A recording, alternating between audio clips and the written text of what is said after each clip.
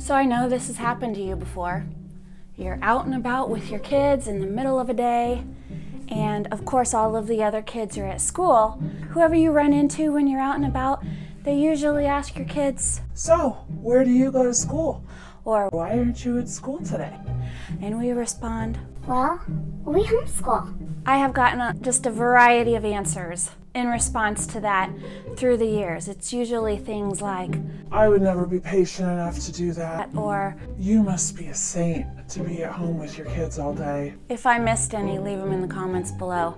But this time I've got the response that I could never do that. I'm not qualified to teach my kids, so I just send them to school, leave it to the professionals. before I tell you how I responded, I just thought this was so interesting because right after this interaction, my friend Rachel from 7 and All reached out to me and asked me to do this collab with her and Brittany Olga. She wanted to do this collab on homeschool moms' strengths and weaknesses and how it affects our homeschool. And I was just thinking, Wow, this is so pertinent to what just happened.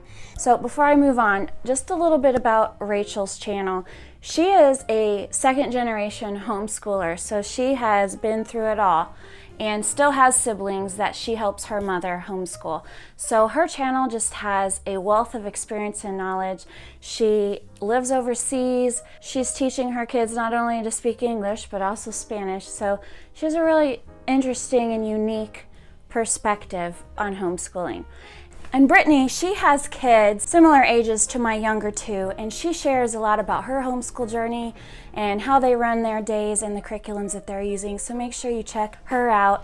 3 different perspectives in this collab. The playlist is linked below. So when Rachel reached out with this collaboration idea, it got me thinking about this interaction, and I was thinking, I have so many weaknesses. I could name off 10 million things why I am not fill in the blank enough to homeschool my kids. I am not a high energy person. I don't know from some of you regular viewers if that surprises you or not. I hide it, but I don't spring out of bed in the morning. I'm anemic, so that right there makes me generally tired every day. And I'm practically an insomniac. I don't sleep well at all at night, so I don't wake up feeling rested. It affects me. It affects my day. How do I take that weakness and manage my homeschool day? Because, surprise, you need energy to homeschool your kids. So I do my best to take care of myself, drink water, get some rest. If I feel exceptionally tired, I will take a break in the middle of the day and pause school so that I can lay down and maybe close my eyes for a 20-minute nap. You know, that's not like a daily thing or even a weekly thing, but if I am that fatigued, I have to do it. I have to take care of myself. I have to put my own oxygen mask on before assisting others. And then I can be easily distracted. I'm gonna admit it. Squirrel! I have a lot of interests. This YouTube channel sometimes is a distraction to me. My husband works from home still since 2020. I guess this is never gonna end. He's home forever now. Sometimes he is a distraction in the middle of our day.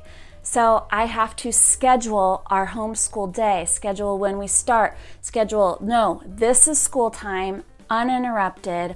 I am leaving my phone in the kitchen. I'm not looking at it. I am working on, various projects for my house. I'm not doing those on this day, this day, this date. I have to schedule things to manage these weaknesses that I have. And I got news for you, the response to the people who say, "Oh, I could never do that," or "I'm not patient enough." I am no saint. I lack patience. I lack self-control at times. I mean, who's with me? Have you ever lost control on had a really bad day? Or have you ever woken up tired and been a little bit more irritable and perhaps treated your family differently simply because you didn't feel well? I am not great with kids, but I want to get better. I am not a perfect person. I am not a saint. And all of these things affect my homeschool. But I have a lot of strengths too that I definitely capitalize on in my homeschool. I think, and hopefully you all think, I'm a pretty fun person. I just like to smile. Smiling's my favorite. Ever since I was a child, I have had this creative side and this imagination that once I even start dabbling in the creativity in my mind, it just starts to take off. And so I like to be creative and I like to have fun. My favorite sitcom growing up was The Cosby Show. I wanted to be the Cosbys. I wanted to be that family. They were such a fun family. And that, I'm not kidding, that is what I dreamed, that someday I would be the matriarch of a family just like that. So I do try to add fun and make our homeschool interesting in that way. I'm also very organized, so that does help with my scheduling and my planning. I mean, I've been an organization gal from the beginning. Like when I was little, I tell people I did not play with my Barbies. I organized their things, and that is literally how I played with most of my toys. I didn't play with them, I just wanted to organize them. But my biggest strength, and this was kind of the response that I kind of gave to that person who said, oh, I'm not qualified enough. So I just leave it to the professionals. This is my biggest strength, okay? So stick with me here. God does not call the qualified. He qualifies the called. So I was qualified to teach my children the day they were born. I taught them how to use the potty. I taught them how to read. I taught them how to get dressed. You know, I taught them so many life skills before they were 5. We're constantly teaching our kids. But here's the other thing. And somebody told me this when we were contemplating homeschooling. No matter how great of teachers you may have at the school your children may be attending at this moment, or the school that you're considering, no matter how great those teachers are, they are never going to love your children more than you. They are never going to be focused on your children and the care of them and their personal needs more than you. What a great advantage your children have for your homeschool, because you are invested in their success more than anybody else could possibly be. I may love my kids to the moon and back, but is that love enough? No, it's not. I am not enough. I don't know if you realize this, but homeschooling is hard. It requires patience. I don't have patience. It requires a lot of energy. I just don't have that energy. And it requires resolve, something that there are some days where I'm just like, what are we doing? Why am I doing this? I don't want to do this today. Yes, homeschool moms sometimes wake up and say, I don't want to do this today. I know, like on social media, it's all like, oh, I love this lifestyle. I love this. This is so perfect for us. And every day is just a wonderful joy. And that's probably true for most days.